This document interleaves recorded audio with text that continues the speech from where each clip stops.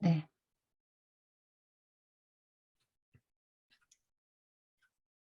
네, 성도 여러분, 그동안 평안하셨습니까? 네. 이제 완연한 가을이 된 것 같습니다. 이 가을에 영육간의 풍성한 그런 축복이 깃드는 삶을 경험하시기를 바랍니다. 사모님께서 말씀하셨고 또 기도하신 것처럼 특별히 우리 조국 대한민국에 슬픈 일이 있었죠. 이태원에서 정말 참 초유의 압사 사고에 대한 그 사고를 듣고 참 어젯밤에 상당히 잠을 좀 설쳤습니다.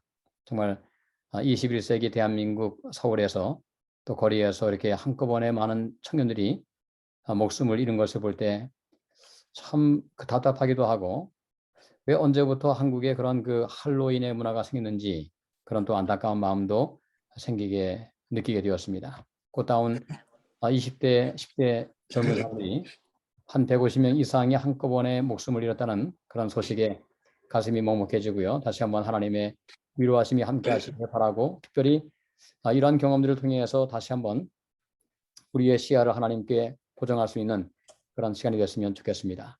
아멘. 오늘도 123 성경 연구에 오신 여러분들을 진심으로 환영합니다. 먼저 성경 말씀을 제가 읽어드립니다. 요한복음 1장 29절 말씀, 우리가 잘 아시는 말씀이죠. 보라, 세상 죄를 지고 가는 하나님의 어린 양이로다. 이 말씀은 매우 중요한 말씀이죠. 침례 요한이 자신에게 나아오시는 예수님을 가리키면서 하신 말씀이죠. 이 말씀은 성경 전체를 한마디로 요약한 것이라고 이해할 수도 있겠습니다. 이 성경을 구약과 신약으로 나눌 때 구약과 신약의 가장 중요한 핵심 기별은 무엇일까요? 어떤 것이 핵심 기별이겠습니까? 인간을 대신해서 속죄하실 예수님이죠. 바로 그것이 구약의 핵심이고 또 신약의 핵심입니다. 우리에게 창조주와 더불어 구속주가 있다는 사실, 바로 그것을 우리에게 말씀하는 것이 성경의 가장 중요한 기별이라고 생각이 됩니다. 인간의 죄의 문제를 해결하실 하나님의 어린 양이 있다고 하는 것이죠. 바로 그것이 우리에게 가장 중요한 소망이고 또 희망의 기초가 되겠습니다. 그 사실을 눈으로 보여주기 위해서 만든 것이 구약시대의 성소제도지요. 이 사람들은 영적인 시력이 제한이 있기 때문에 뭔가 실제적으로 눈으로 보여주어야 합니다. 눈으로 보여주지 않고는 잘 믿지를 않지요. 이해할 수도 없고요. 그래서 이 구약시대에 예수님께서 우리를 위해서 어린 양이 되셔서 죽음을 당하시는 그런 장면을 제사제도를 통해서 표상적으로 또 상징적으로 우리에게 보여주었다고 생각이 됩니다. 그리고 신약 시대에는 그 모든 표상이 실제로 예수님 안에서 역사적으로 성취가 된 것입니다. 구약 시대가 그림자라면 신약 시대는 실체인 것이죠. 그림자의 실체가 오셨습니다. 또 예수님 안에서 그림자와 실체, 표상과 원형이 만났다, 이렇게 우리가 표현하기도 합니다. 십자가 사건으로 표상과 실체가 함께 만난 것입니다. 어린 양 되시는 예수님께서 실제로 이 땅에 어린 양으로 오셔서 죽임을 당하셨으니까요. 히브리서 9장 22절로 26절에 보시면 이렇게 말씀하고 있습니다. 하늘 성소에 관해서 말씀을 하시기도 하는데요. 이 말씀을 잠깐 좀 읽어보겠습니다. 히브리서 9장 22절부터 26절까지 말씀을 제가 천천히 한번 읽어보겠습니다. 율법을 따라 거의 모든 물건이 피로써 정결하게 되나니 피 흘림이 없은즉 사함이 없느니라. 우리가 잘 아시는 말씀이죠. 피 흘림이 없은즉 사함이 없느니라. 그러므로 하늘에 있는 것들의 모형은 이런 것들로서 정결하게 될 필요가 있었으나 하늘에 있는 그것들은 이런 것보다 더 좋은 제물로 할지니라. 그리스도께서는 참것의 그림자인 손으로 만든 성소에 들어가지 아니하시고 바로 그 하늘에 들어가사 이제 우리를 위하여 하나님 앞에 나타나시고 대제사장이 해마다 다른 것에 피로써 성소에 들어가는 것 같이 자주 자기를 드리려고 아니하시지니 그리하면 그가 세상을 창조한 때부터 자주 고난을 받았어야 할 것이로되 이제 자기를 단번에 제물로 드려 죄를 없이 하시려고 세상 끝에 나타나셨느니라. 참 너무도 귀한 말씀입니다. 피 흘림이 없은즉 사함이 없다 라고 말씀하시면서 특별히 세상 끝에 여기 세상 끝은 무엇일까요? 이것은 구약의 시대가 끝나고 새로운 시대가 도래한 것을 이야기하고 있습니다. 그리스도의 초림에서부터 재림 때까지의 그 모든 과정을 이 세상 끝이라고 성경은 종종 표현하기도 합니다. 123 성경 연구책에도 그 말씀을 하고 있는 것처럼 바로 제사장은 짐승의 피를 가지고 성소에 들어갑니다. 주인의 어떠한 선행을 의지하는 것이 아니고 예수님의 피를 의지해서, 사실은 그 짐승의 피, 결국은 예수님의 피죠. 예수님의 보혈을 의지해서 들어가는 것입니다. 그리고 신성한 율법이 들어있는 법궤 앞에 있는 휘장 앞에 뿌립니다. 이것이 어떤 의미일까요? 이 주인이 지은 모든 죄에 대하여 그 형벌을 대신 받으신 존재의 피가 이 죄인의 모든 죄를 대신하였다는 사실을 영적으로 지금 우리에게 보여주고 있는 것입니다. 속죄가 이루어진 것이죠. 율법의 요구인 죄의 삭은 사망이라고 하는 그 형벌이 이미 누군가를 통해서 지불이 되었다는 것입니다. 그동안 죄인은 성소로 들어가지 못합니다. 다만 제사장만이 성소에 들어갈 수 있습니다. 하지만 이 죄인은 짐승의 피가 어떤 의미인지를 충분하게 이해했을까요? 네, 충분하게 이해를 했습니다. 이미 짐승이 죽임을 당하기 전에 자신의 모든 죄를 그 짐승의 머리에 얹고 고백을 한 것이죠. 그 손을 얹고 자기의 모든 죄를 다 고백함으로 이 상징적으로 자기의 죄가 지금 짐승에게 전가된 것을 아는 것입니다. 그것은 중요한 영적인 의미가 있습니다. 이 시작에서는 자복과 회개라는 개념이 있는 것처럼 자신의 죄를 자백하고 또 고백하면서 죄가 짐승에게 전가가 된 것입니다. 그리고 일련의 과정을 통해서 이 죄인은 제사 제도 속에 담겨 있는 그런 속죄의 개념을 충분히 배웠고 알았습니다. 그리고 자신의 죄를 대신하여 이 짐승이 죽임을 당했고 피를 흘린 사실을 보았습니다. 자기의 눈으로요. 이제 제사장이 자기의 죄를 속한 피를 가지고 성소에 들어가는 것을 보고 자신의 죄가 공식적으로 용서되었다는 사실을 믿고 이 속죄받은 자의 기쁨을 믿고 집으로 돌아가게 된 것입니다. 이것이 사실 우리의 삶에서 매일 경험되어져야 할 경험입니다. 우리는 매일 성소에 들어가서 나를 위하여 죽임을 당하신 예수님의 속죄의 사역을 명상하고 묵상해야 한다. 그렇게 환 여사가 자주 말씀한 적이 있습니다. 그 결과로 우리 속에 이런 부류의 찬양이 흘러나올 수 있게 되겠죠. 제가 오늘 찬양을 하나 소개하겠는데요. 제가 개인적으로 매우 귀하게 생각하는 찬양입니다. 놀랍다 주님의 큰 은혜라는 찬양 아시죠? 가사가 이렇습니다. 놀랍다 주님의 큰 은혜, 우리의 죄를 속하시려 갈보리 십자가 위에서 어린 양 보혈을 흘렸네. 주의 은혜 우리의 죄로 다 씻었네. 주의 은혜 우리의 죄를 다 씻었네.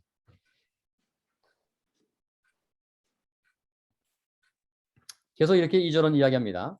죄악은 성난 파도같이 우리 영혼을 위협하나 헤아릴 수 없는 주 은혜 십자가에서 보이셨네. 죄악에 물든 영혼들을 죽게 해서 피로 씻으시네. 지금도 흐르는 그 피에 눈보다 더 시게 씻으라. 참 이런 찬양은 너무도 귀한 찬양이죠. 종종 우리의 삶 가운데서 우리가 정말 하나님의 은혜로 용서를 받았는지 그것이 마음속에 잘 믿지 못할 때마다 이런 찬양을 많이 부를 수 있게 되기를 바랍니다. 이 가려 뽑은 기별 343쪽에 이렇게 말씀하고 있습니다. 우리가 매일마다 해야 할 경험을 말씀하고 있는데요. 제가 이 말씀을 한번 좀 천천히 읽어보겠습니다. 그대들이 갈바리의 십자가에 가까이 나아갈 때에 그곳에서 비할 데 없는 사랑이 있는 것을 보게 될 것이다. 언제요? 십자가에 나아갈 때 그곳에서 우리는 하나님의 사랑, 그 사랑을 보게 된다는 것이죠. 그대들이 믿음을 가지고 희생의 의미를 깨닫게 될 때에 그대들 자신이 깨어진 바 된 율법으로 정죄를 받은 주인임을 알게 된다. 바로 이것이 회개이다.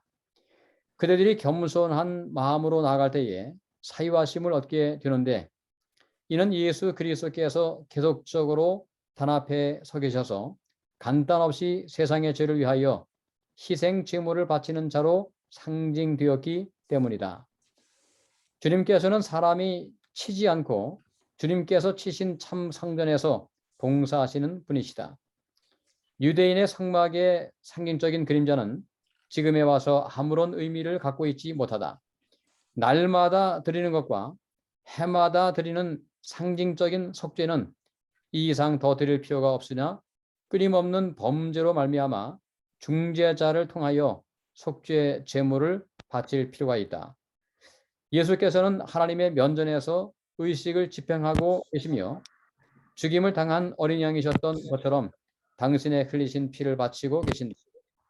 예수님께서는 주인의 모든 범죄와 모든 사소한 실수를 위해서 희생 제물을 바치고 계신다. 지금 이 말씀을 어떻게 이해할 수 있을까요? 바로 예수님의 십자가의 사역이 그것이 과거에 한번 끝난 것으로 멈춘 것이 아니라고 말씀합니다. 지금도 지속적으로 그 속죄의 사역이 이루어지고 있음을 말씀하고 있는 것이죠. 바로 이러한 경험이 매일마다 우리의 삶에서 경험되어져야 할 것을 그렇게 말씀하고 있는 것입니다. 십자가상에서 당하신 예수님의 희생을 생각하며 나의 모든 죄를 용서하신 그 큰 사랑을 인하여 감사와 감격과 감동의 마음이 끊임없이 우리 마음속에 일어나야 한다 하는 사실을 지금 말씀하고 있는 것입니다. 여러분, 찬미 가운데서 어떤 부분을 많이 불러야 될까요? 저는 이렇게 생각을 합니다. 특별히 구원과 성량이라고 하는 부분이 있죠. 찬미를 보시면 찬미마다 분류가 되어 있습니다. 예배에 관한 찬미도 있고 또 재림에 관한 찬미도 있고 또 헌신도 있고 또 믿음과 받으심인가요? 그래서 여러 가지 다양한 부류가 있습니다. 특별히 제가 강조하고 싶은 것은 이 구원과 성량 그 부분에 나와 있는 찬양을 많이 부를 필요가 있습니다. 특별히 제가 개인적으로 생각해 볼 때는 우리 재림교회에서 약간 좀 미흡한 부분이 있다고 하면 바로 그런 부분이죠. 십자가에서 우리를 위하여 돌아가신 예수님의 사랑에 관해서 그렇게 강조를 하긴 하지만 절실하게 그것에 관해서 많이 생각을 못하는 부분이 있다 하는 생각을 늘 종종 하게 됩니다. 그러므로 이 구원과 성량의 부분의 찬양을 많이 부르시면서 특별히 예수님께서 나의 죄를 위하여 돌아가신 그 십자가 사건을 묵상하고 명상하는 것이 얼마나 중요한지를 다시 한번 기억해야 되겠습니다. 여러분, 하늘에서도 예배를 드리겠습니까? 하늘에 가서 우리가 전도를 하진 않겠죠. 그러나 하늘에 가서도 예배를 드립니다. 그 장면을 그린 것이 요한계시록 5장에 자세하게 나와 있습니다. 근데 하늘에서 불려질 찬양도 나옵니다. 바로 이 말씀이죠. 요한계시록 5장 12절에 보시면 하늘에서 어떤 찬양을 부를 것인가를 이렇게 우리에게 보여주고 있습니다. 요한계시록 5장 12절 말씀. 큰 음성으로 가로되 죽임을 당하신 어린 양이 능력과 부와 지혜와 힘과 존귀와 영광과 찬송을 받으시기에 합당하도다 하더라. 아멘. 지금 이 찬양의 가장 중요한 주제가 무엇인가요? 찬양의 주제는 찬양. 그렇죠. 예수님의 죽으심에 관한, 그죠? 그 어린 양 되시는 예수님의 그 죽으심, 그것을 통해서 우리에게 주어진 그 아름다운 능력과 부와 지혜와 힘과 존귀와 영광과 찬송, 바로 그것들을 온전히 예수님께 바치는 그런 찬양이 지금 나오고 있습니다. 제가 과거에 이런 찬양을 불렀던 적이 있습니다. 이런 찬양인데요. 우리 보좌 앞에 모였네 함께 주를 찬양하며 하나님의 사랑 그 아들 주셨네. 그의 피로 우린 구원받았네. 십자가에서 쏟으신 그 사랑 강같이 온 땅에 흘러 각 나라와 족속 백성 방언에서 구원받고 주 경배 드리리. 구원하심이 보좌에 앉으신 우리 하나님과 어린 양께 있도다. 구원하심이 보좌에 앉으신 우리 하나님과 어린 양께 있도다. 여러분 이런 찬양 들어보신 적 있죠, 그죠? 아멘. 처음에 이렇게 하죠. 우리 보좌 앞에 잘 모르겠네요. 하여튼 그 하도 이 노래 불러가지고요. 하여튼 그러나 그의 구원하심이 보좌에 앉으신 우리 하나님과 어린 양께 있도다. 바로 십자가의 사건을 이렇게 찬양하고 있는 것입니다. 여러분 일반 기독교는 여기까지는 합니다. 사실 우리보다 더 잘하기도 합니다. 열심히 구속과 성령하신 하나님의 은혜를 찬양합니다. 우리도 이 부분에서 그들에게 좀 더 배울 필요가 있습니다. 십자가의 감격을 우리보다 훨씬 더 많이 강조하고 있는 것을 종종 보게 됩니다. 장로교와 침례교도 그렇고요. 근데 성경에 보면 성소 제도에서 좀 더 깊은 영적인 영역이 있는 것을 보게 됩니다. 좁은 깊은 영적인 부분이 있죠. 바로 지성소 사역이 있는 것입니다. 예수님은 하나님의 어린 양으로 이 땅에 오셨습니다. 그리고 하늘 지성소에 들어가셔서 지금 우리를 위해서 대제사장으로 중보하고 계신다. 바로 그것이 성경에서 이야기하는 매우 중요한 또 한 가지 예수님의 사역의 영역이 되겠습니다. 이 사실을 믿음의 눈으로 바라봐야 됩니다. 많은 기독교 신자들이 이 하늘 성소에 대한, 특별히 지성소에 대한 기별을 가지고 있지 못합니다. 여기에서 재림교회와 다른 일반 교회의 차이점을 발견할 수 있습니다. 하지만 성경은 분명히 하늘 성소에 대한 진리를 소개하고 있을까요? 이 과거에 안토니 페케마라고 하는 장로교회 신학자가 우리 재림교회를 비판하면서 특별히 이 재림교회가 하늘 성소를 가르친다 라고 하면서 비판한 적이 있습니다. 하지만 하늘 성소에 관한 진리는 성경에서 분명하게 우리에게 계시하고 있는 그런 말씀이죠. 그 중에 한 말씀을 좀 소개하겠습니다. 히브리서 9장에 보시면 9장의 11절부터 12절까지 그 다음에 24절까지 말씀을 제가 읽어보겠습니다. 히브리서 9장 11절로 12절. 그리스도께서 장래 좋은 일에 대제사장으로 오사 손으로 짓지 아니한 곧 이 창조에 속하지 아니한 더 크고 온전한 장막으로 말미암아 염소와 송아지와 피로 아니하고 오직 자기 피로 영원한 속죄를 이루사 단번에 성소에 들어가셨느니라. 24절입니다. 그리스도께서는 참것의 그림자인 손으로 만든 성소에 들어가지 아니하시고 오직 참 하늘에 들어가사 이제 우리를 위하여 하나님 앞에 나타나시고, 무슨 말씀일까요? 바로 하늘에 있는 하늘 성소에 관한 이야기를 하고 있는 것입니다. 예수님에게 많은 칭호들이 있습니다. 하지만 성소 제도를 통해서 알 수 있듯이 가장 중요한 칭호는 무엇일까요? 하나님의 어린 양과 그 다음에 대제사장이라고 하는 것이죠. 영원한 인성과 신성을 여전히 가지고 있는 분이십니다. 신성이야 당연하지만 영원한 인성, 즉 100% 인성을 가지신 분이므로 인간과 하나님 사이를 온전히 연결시키는 그런 끈이 될 수 있는 분이시죠. 인성으로 우리의 상태와 처지를 이해하시고 또 신성으로 아버지 하나님을 이해하심으로 그 두 사이의 연결자가 될 수 있는 것입니다. 히브리서 4장 14절로 16절은 그분께서 우리를 위하여 중보하시는 모습을 이렇게 설명하고 있습니다. 히브리 4장 14절로 16절 말씀. 그러므로 우리에게 큰 대제사장이 있으니 승천하신 자 곧 하나님 아들 예수시라. 우리가 믿는 도리를 굳게 잡을지어다. 우리에게 있는 대제사장은 우리의 연약함을 치유하지 아니하는 자가 아니요 모든 일에 우리와 한결같이 시험을 받은 자로 돼 죄는 없으시니라. 그러므로 우리가 긍휼하심을 받고 때를 따라 돕는 은혜를 얻기 하여 은혜의 보좌 앞에 담대히 나아갈 것이니라.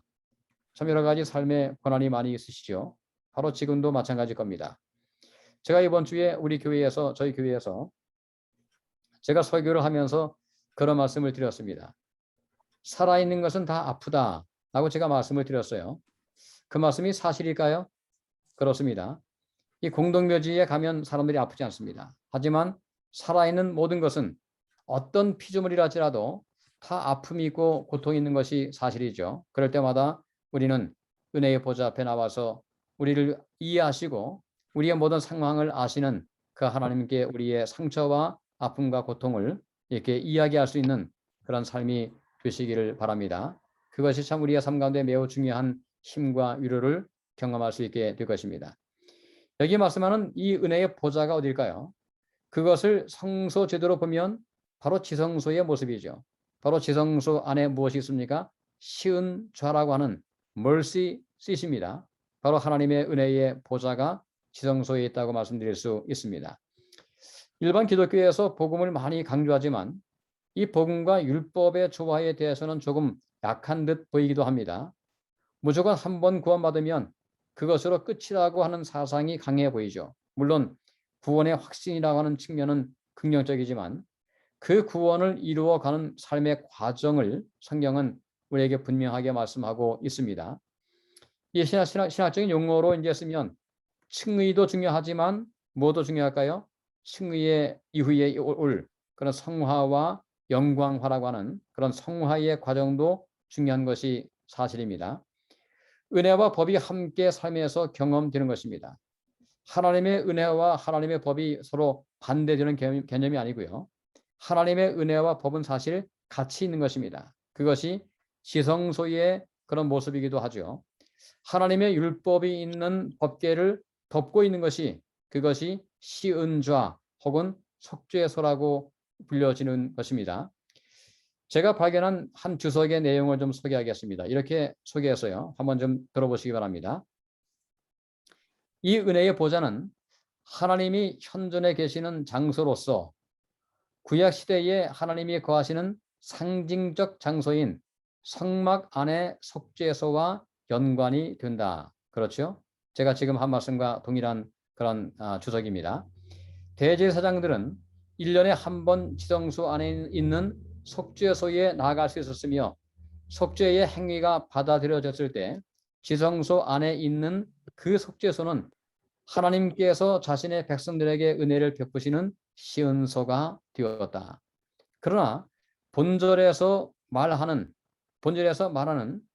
은혜의 보좌는 더 이상 모세가 전해준 율법적인 속죄소를 가리키는 것이 아니며 하늘에 있는 하나님의 보좌를 가리키는 것으로 그 우편에는 그리스도께서 그리스도인들이 대제사장으로서 좌정해 계신다. 따라서 그리스도인들은 은혜를 베푸시는 하나님의 보좌 앞에 담대하게 나아갈 수 있다.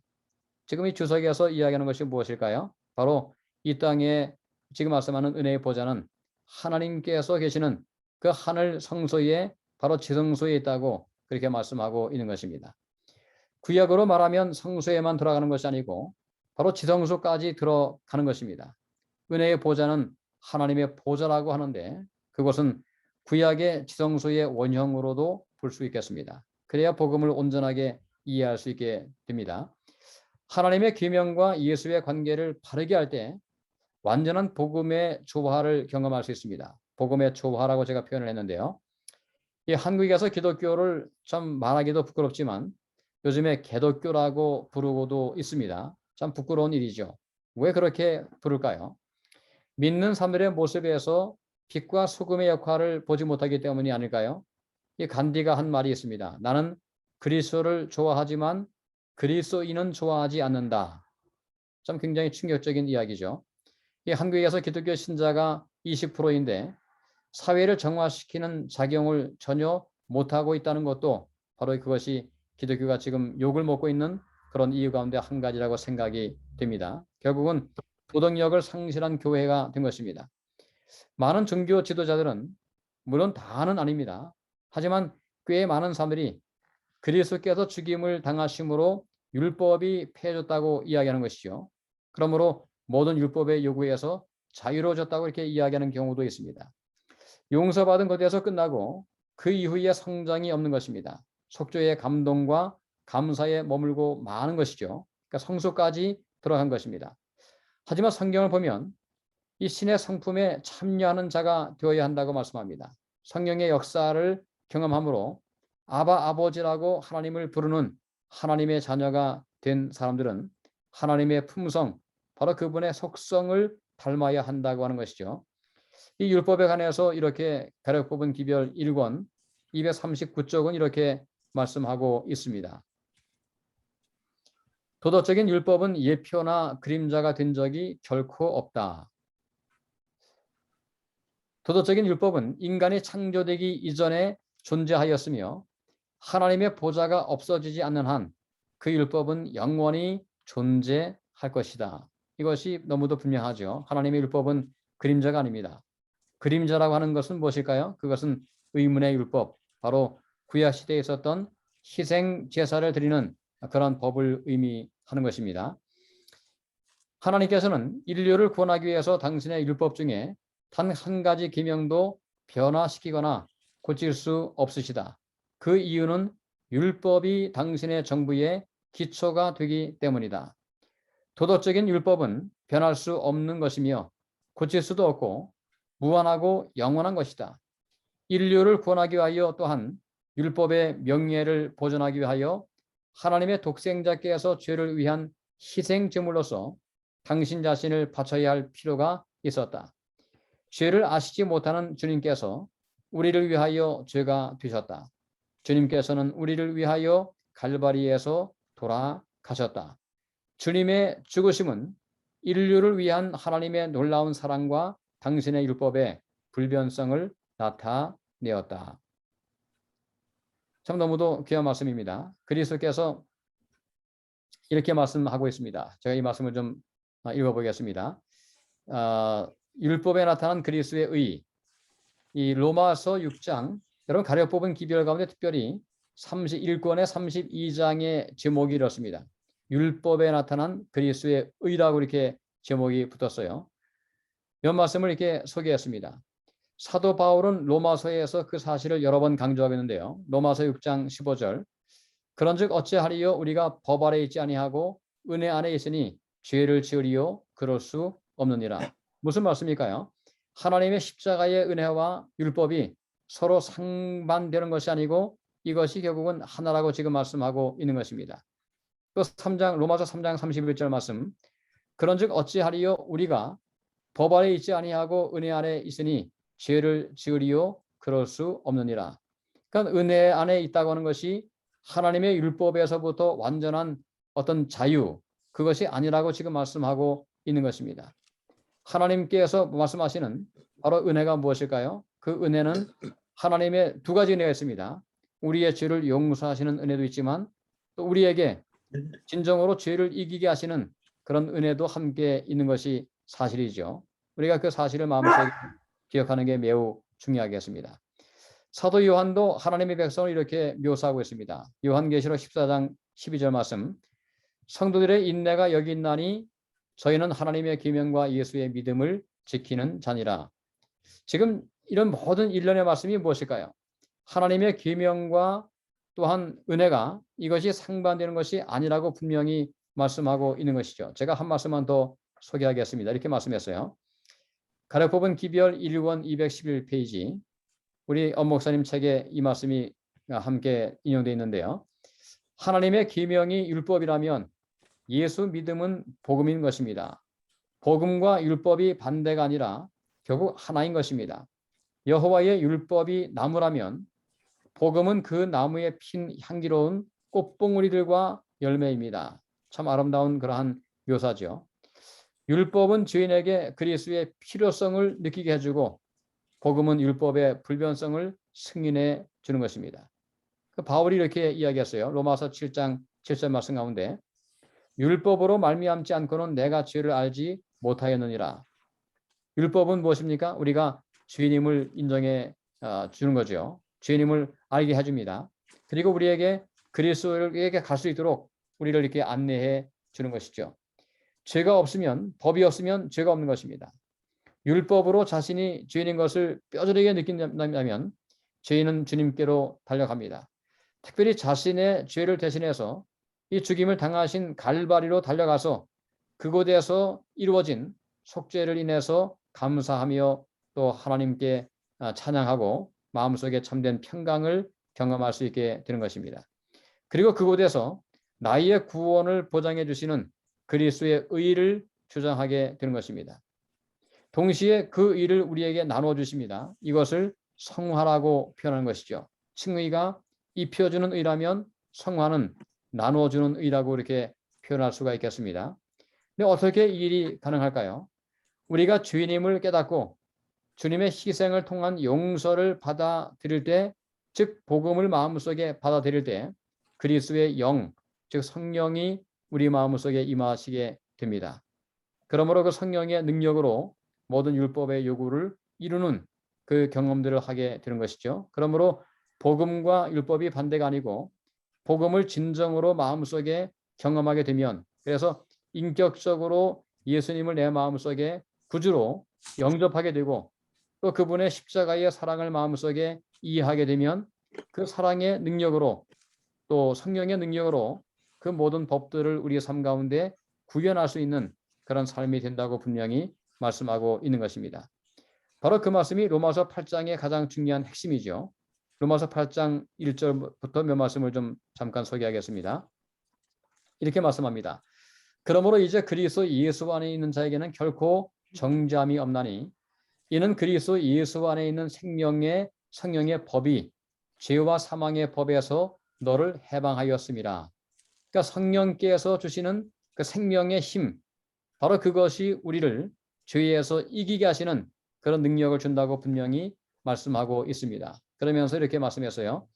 8절 말씀, 육신에 있는 자들은 하나님을 기쁘시게 할 수 없느니라. 9절, 만일 너희 속에 하나님의 영이 거하시면 너희가 육신에 있지 아니하고 영에 있나니 누구든지 그리스도의 영이 없으면 그리스도의 사람이 아니니라. 그 다음에 4절 말씀 있네요. 4절 말씀, 이 말씀이 중요합니다. 육신을 좇지 않고 그 영을 좇아 행하는 우리에게 율법의 요구를 이루어지게 하려 하심이라. 그러니까 하나님의 성령께서 우리 마음속에 역사하시면 율법을 내가 지킨다고 하는 것보다도 율법의 요구가 이루어지는 그런 삶을 살아갈 수 있다고 분명히 말씀하고 있습니다. 그러므로 율법과 복음은 별개가 아니라고 하는 것이죠. 서로 상호 보완적입니다. 율법은 우리 마음속에 내가 죄인임을 인정하게 해주고요. 구주의 필요성을 느끼게 해주고 그 다음에 복음으로 달려가게 만듭니다. 그리고 복음을 이해하면 그 복음의 능력으로 바로 성령의 생명의 힘으로 모든 하나님의 법을 또 이룰 수 있는 그런 힘을 우리 마음속에 경험하게 된다고 말씀하고 있습니다. 이것이 매우 아름다운 조화의 모습이죠. 율법이 우리에게 주님을 소개하게, 주님께 달려가게 만들고 그 주님께 달려가서 복음을 이해하면 또 율법의 요구를 이루는 그런 아름다운 상호 보완적인 그런 경험이 우리에게 필요하다고 말씀하고 있는 것입니다. 예수님은 우리 속에서 믿음을 시작하신 분이라고 말씀하고 있죠. 동시에 또 무엇인가요? 우리의 믿음을 온전케 하시는 분이라고 그렇게 말씀하고 있습니다. 그 말씀이 히브리서 12장 2절의 말씀이죠. 믿음의 주요 또한 온전케 하시는 이인 예수를 바라보자. 믿음의 주요, 이 말씀을 영어 성경은 author, 즉 저자라고 말씀하고 있습니다. 우리 속에 누가 믿음을 주었습니까? 예수님이시죠.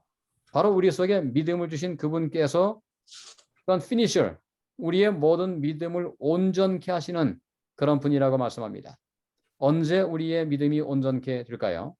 바로 성령의 능력으로 하나님의 모든 말씀들이 우리 삶 가운데 재현되어질 때, 그러므로 그리스도의 품성을 다른 이웃들에게 나타낼 수 있을 때, 그때 우리의 삶 가운데 진정한 그런 믿음의 완성이 경험되게 될 것입니다.